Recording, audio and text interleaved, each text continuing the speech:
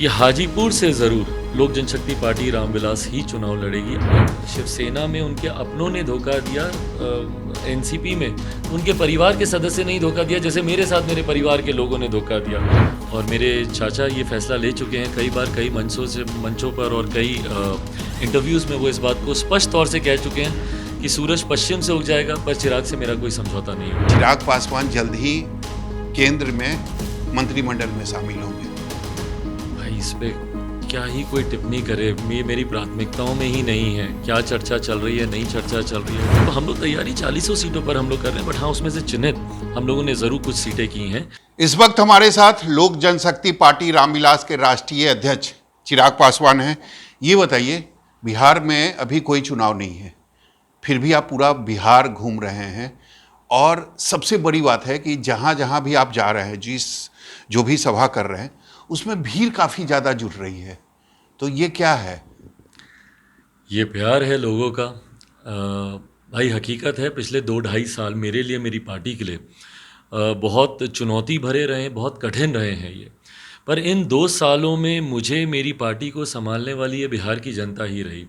मेरे नेता, मेरे पिता ने मुझे हमेशा सिखाया था कि कभी भी विपरीत परिस्थिति आए, सिर्फ जनता के बीच जाना, वही तुम्हें राह दिखाएगी। और जब पार्टी में एक कठिन समय आया तो हम लोग आशीर्वाद यात्रा के तहत हम लोग जनता के बीच गए, और उस आशीर्वाद यात्रा में जिस तरीके से लोगों का प्यार, साथ और समर्थन मिला, और हकीकत है कई बार मुझे भी ताज्जुब होता है अभी भी जब हम लोग कार्यक्रम मनाते हैं या कहीं जाते हैं। परसों हम लोग नालंदा में थे, इतनी भारी बरसात में जिस तरीके से लोग वहाँ पर घंटों खड़े रहे और बरसात में भीगते हुए हमारा भाषण सुन रहे थे। ये चीज़ें जहाँ एक तरफ खुशी देती हैं, वहीं इस बात का भी एहसास कराती हैं कि बहुत बड़ी जिम्मेदारी है। लोगों का विश्वास जिस तरीके से आज की तारीख में बिहार फर्स्ट, बिहारी फर्स्ट पे बढ़ता जा रहा है, एक बहुत बड़ी जिम्मेदारी है मेरे ऊपर। लोग उम्मीद भरी निगाहों से देख रहे हैं। बिना चुनाव के लोग बरसात में खड़े हैं, 40 डिग्री की गर्मी में, धूप में खड़े हैं आपको सुनने के लिए। तो ये दिखाता है कि वो किस उम्मीद भरी निगाहों से, मतलब ये भीड़ पैसे लेकर नहीं आ रही है।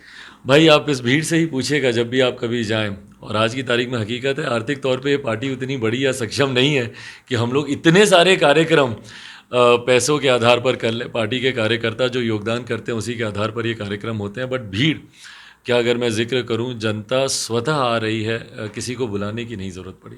ये बताइए, महाराष्ट्र में जो घटना घटी, आप ये कह रहे हैं कि बिहार में भी वो घटना घट सकती है, और कई जदयू के विधायक और एमपी जो हैं वो आपके संपर्क में हैं, तो ऐसा कुछ हो सकता है बिहार में? भाई हो सकता है, और क्यों नहीं हो सकता। देखिए कारण है इसका, एक बहुत लॉजिकल कारण है। देखिए ऊपर के नेता क्या है, वो दल बदल लेते हैं, बट नीचे के जो लोग होते हैं, जो ज़मीनी स्तर पर आपके लिए चुनाव लड़ते हैं, या कार्यकर्ता जो आपके लिए मेहनत करते हैं, उनके लिए परिस्थिति बहुत कठिन हो जाती है। अब मेरे मुख्यमंत्री ने 2-2 बार जनादेश का अपमान किया।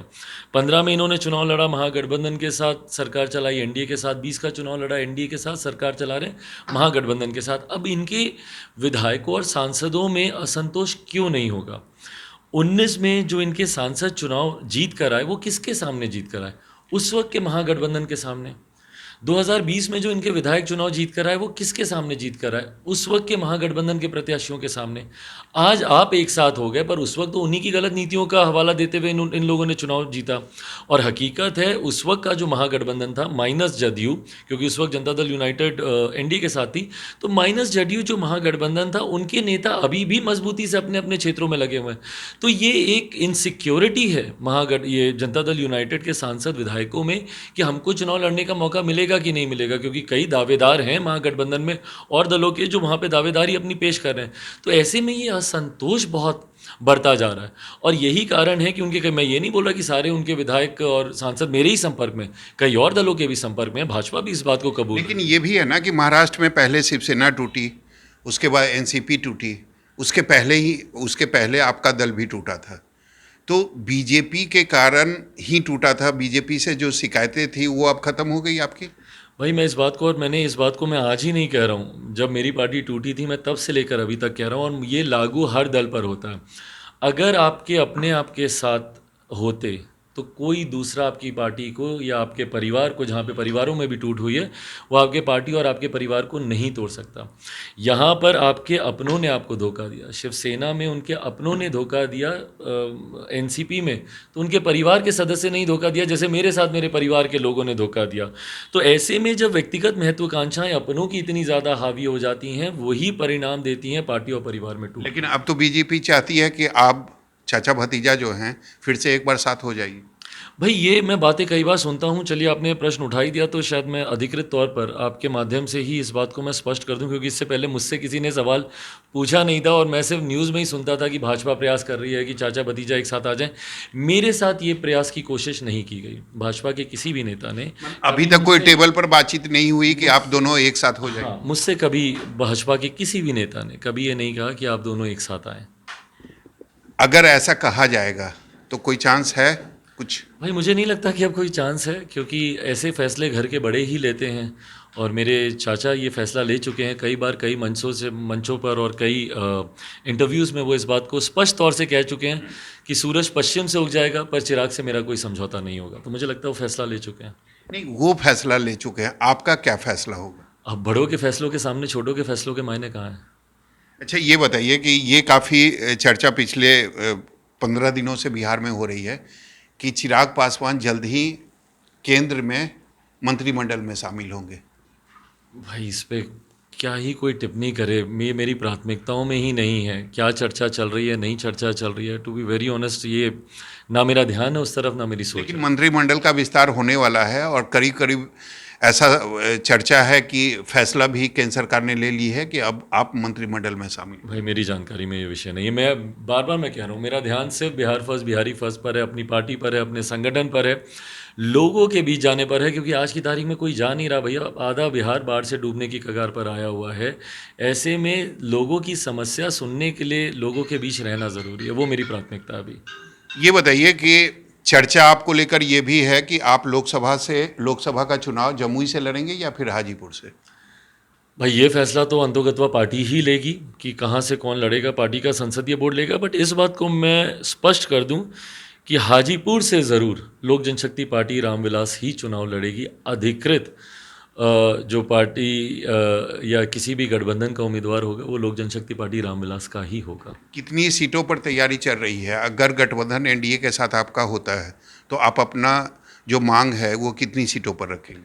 भाई मैं गठबंधन धर्म की मर्यादा को तोड़ूंगा कि अगर कोई भी संख्या मैं सार्वजनिक पहले कर दूं और गठबंधन के भीतर बाद में चर्चा करूं। एक तैयारी होती है ना कि इतनी सीटों पर मेरी। भाई तैयारी में पुनः जैसे केंद्रीय गृह मंत्री अमित शाह जी बिहार आए थे, उस वक्त उन्होंने कहा था कि 40 सीटों पर तैयारी है। तैयारी हम लोग भी, और तैयारी सिर्फ इसलिए नहीं होनी चाहिए कि जहाँ से आप चुनाव लड़ें बस उसी पे ही लाभ हो। आपको 40 सीटों पर संगठन को तैयार रखना ज़रूरी है, ताकि वहाँ पर अगर आपके गठबंधन का कोई दूसरा घटक दल भी चुनाव लड़ रहा है वो उसको आप लाभ दिला सकें। गठबंधन का मतलब ही तब है ना जब आप अपना लाभ दूसरी सीटों पर जहाँ पर आप चुनाव नहीं लड़ रहे अपने घटक दल को आप दिलाएं।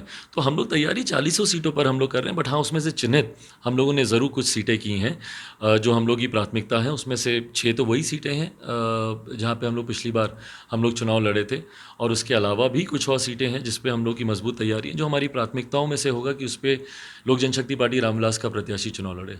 आपने 6 सीटों का जिक्र किया तो मैं ये पूछना चाहता हूँ कि 5 जो एमपी हैं आपको छोड़कर, तो आपने तो कह दिया कि जदयू के कई विधायक और एमपी जो हैं आपके संपर्क में हैं। आपके कितने एमपी जो आपसे अलग हो चुके हैं वो कितने संपर्क में? मुझे लगता है वो पब्लिक प्लेटफॉर्म पे है ही, मैं किसी का नाम नहीं लूँगा, बट आप सब जान ही रहे हैं कि कौन है जिनसे मेरी मुलाकातें हो रही हैं निरंतरता में। उनसे मेरी मुलाकातें हुई हैं, चुनाव को लेकर मेरी चर्चाएं उनसे चल रही हैं। ज़रूर एक टेक्निकल पेच उनके साथ फंसा हुआ है कि वहाँ पे दल बदल कानून के तहत संभवतः शायद खुलकर अलग होकर आना उनके लिए संभव नहीं है। बट अगला चुनाव वो लोग चाहते हैं कि वो हम लोग के साथ लड़ें। एक आखिरी सवाल है कि 2-4 दिनों से यह भी चर्चा काफ़ी ज़्यादा हो रही है कि नीतीश कुमार क्या एक बार फिर से पाला बदलने की तैयारी में है? आपको ऐसा कुछ लगता है? भाई मुझे नहीं पता, but when it comes to मुख्यमंत्री Nitish Kumar ji, anything is possible.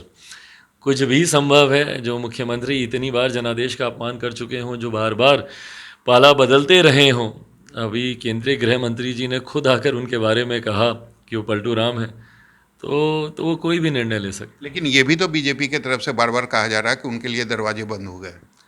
बिल्कुल, और मैं मानूँगा, देखिए मुख्यमंत्री जी की क्रेडिबिलिटी पे तो बहुत बड़ा प्रश्न चिन्ह खड़ा हो ही चुका है निरंतरता में, जिस तरीके से उन्होंने पाला बदलने का उन्होंने कार्य किया है। बट हाँ, भारतीय जनता पार्टी का रुख इसको लेकर काफ़ी स्पष्ट और मजबूत रहा है अभी तक तो।